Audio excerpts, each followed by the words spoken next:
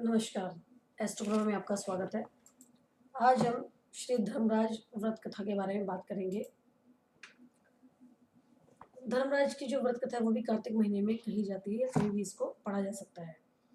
एक बार की बात है, नैमिषारण्य में सहस्त्रों शौनक आदि ऋषिगण परम श्रद्धा के साथ पुराणों के मर्मज्ञ सूत जी महाराज से पूछने लगे, भगवान, हम आपके मुखारविंद से धर्मराज की कथा, उसका विधान तथा महात्म्य सुनना चाहते हैं, सो आप कृपया करके सुनाइए। सूत जी बोले, हे ऋषियों, आप लोगों ने मनुष्यों के कल्याण की कामना से मुझसे ये प्रश्न पूछा है, अतः आज मैं आप लोगों को धर्मराज जी की कथा ही सुनाता हूँ।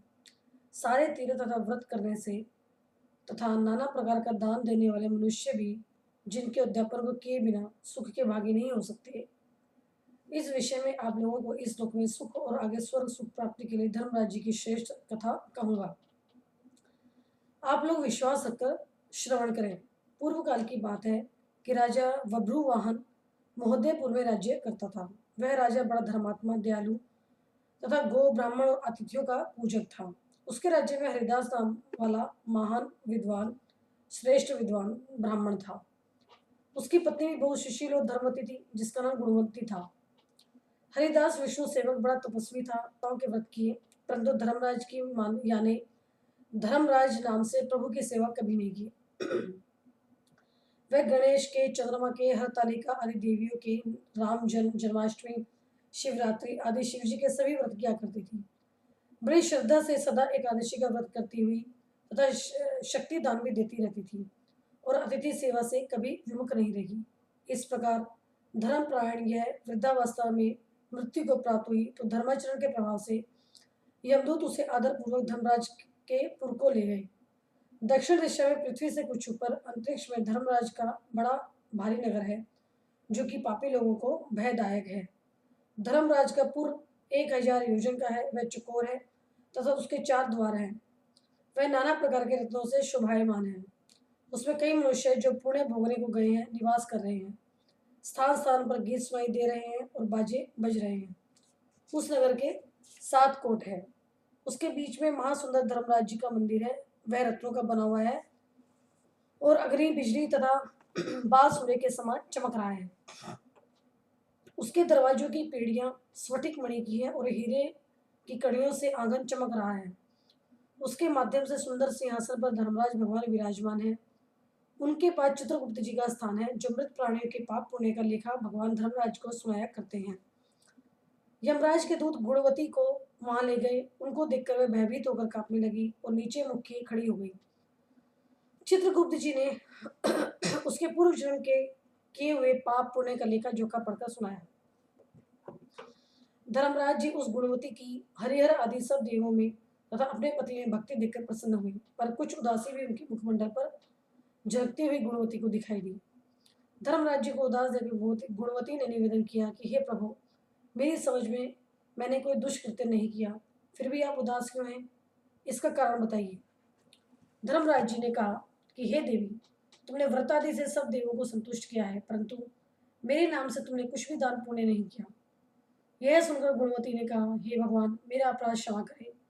मैं आपकी उपासना नहीं जानती थी। अब आप ही कृपा करके उपाय बताइए, जिससे मनुष्य आपके प्रति पात्र बन सके। यदि मैं आपके भक्ति मार्ग को आपके मुख से श्रवण कर वापस मृत्यु लोक में जा सकूं, तो आपको संतुष्ट करने का उपाय करूंगी।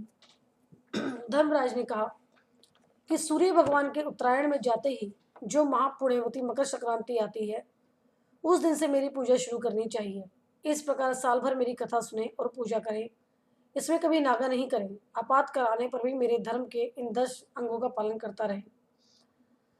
धृति यथा लाभ संतोष, क्षमा, यम नियम द्वारा मन को वश में करना, किसी की वस्तु को नहीं चुराना, मन से पर स्त्रियों या पर पुरुषों से बचना यानी मन की शुद्धि और शारीरिक शुद्धि, इंद्रियों के वश में न रहना, बुद्धि की पवित्र यानी मन में बुरे विचार न आने देना, शास्त्र विद्या का स्वाध्याय यानी 8 पूजा, पाठ पूजा, कथा श्रवण या व्रत रखना और तदनुसार दान पुण्य करना, सत्य बोलना, सत्यता का ही व्यवहार करना और क्रोध न करना, ये 10 धर्म के लक्षण हैं।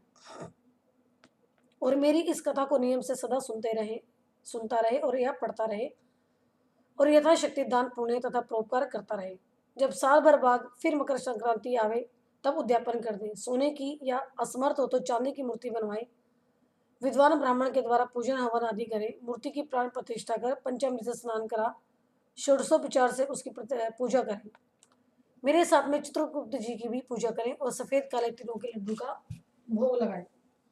हमारी पूर्ण संतुष्टि के लिए ब्राह्मणों को भी जिम्मे और बांस की छावड़ी में 5.25 सेर धान्य जवार जो मुक्ता तुल्य मानी है भरकर गुरु या ब्राह्मण को भेंट करें।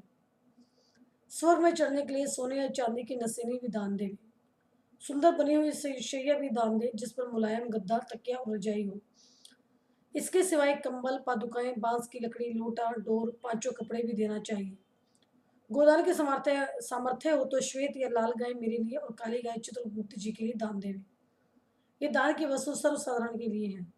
धनवान व्यक्ति और कुछ दे तो और भी अच्छा है। गुणवती ने भगवान से अब यह प्रार्थना की, हे प्रभु, यदि ऐसी बात है तो मुझे यमदूतों से छुड़ाकर फिर संसार में भेजिए जिससे मैं आपकी यथा कथा का प्रचार कर सकूं।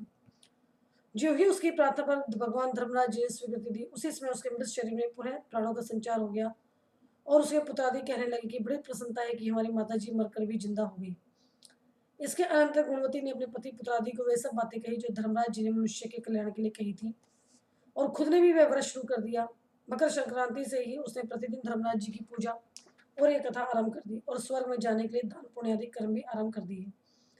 इस प्रकार वह गुणवती साल भर में धर्म कथा सुनकर तथा धर्म के 10 अंगों का पालन कर मृत्यु उपरांत जब स्वर्ग में पहुंचे देवताओं ने उसका आदर किया और सदा स्वर्गीय भोगों को भोगती रही।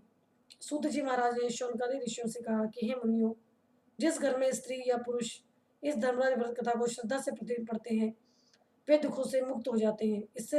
इसमें कुछ भी संशय की बात नहीं है। मृत्यु काल में यमदूत जो लेने आते हैं वे भी उसको आदर पूर्वक ले जाते हैं और धर्मराज जी भी उसे सदा सुखी रखते हैं। यदि उन मनुष्य के कुछ पाप बाकी हों तो शीघ्र ही पाप नाश का उपाय बताकर शीघ्र ही पाप मुक्त कराने में सहायक बन जाते हैं। गरुड़ आदि पुराण में लिखा है कि पापी लोगों को यमदूत महान कष्ट पहुंचाते हुए ले जाते हैं, परंतु धर्मराज जी की कथा करने वाले यमलोक मार्ग में भी कष्ट नहीं पाते और वे प्राणी शीघ्र ही स्वर्ग तथा अपवर्ग मतलब मोक्ष तक को प्राप्त हो सकते हैं। इति श्री सौर पुराणे व्यवस्थ खंडे धर्मराज कथा संपूर्ण।